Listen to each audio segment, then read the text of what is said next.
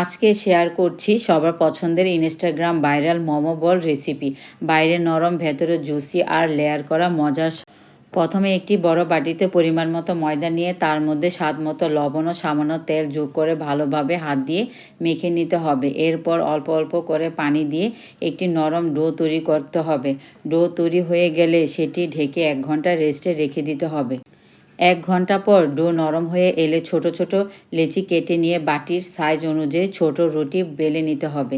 এবার একটি heat proof বাটিতে প্রথমে একটি রুটি বসিয়ে তার উপর মোমোর পুর সমানভাবে ছড়িয়ে দিন।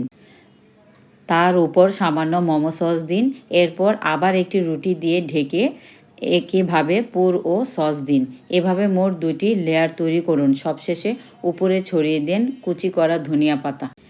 একটি হাঁড়িতে পানি গরম করে তার উপর স্টিমার বা স্ট্যান্ড বসিয়ে বাটিটি রাখুন। ঢাকনা দিয়ে 15 মিনিট স্টিম করুন। 15 মিনিট পর নামিয়ে উপরে আরও সামান্য সস দিয়ে পরিবেশন করুন। কেটে দেখাচ্ছি ভেতরটা কতটা জুসি আর লেয়ারগুলো কতটা সুন্দর হয়েছে।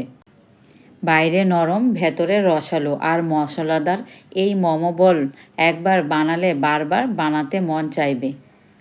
বাসায় ট্রাই করে দেখতে পারেন। খেতে দারুণ মজা। ভিডিওটি ভালো লাগলে লাইক, কমেন্ট, শেয়ার করবেন। আল্লাহ হাফেজ।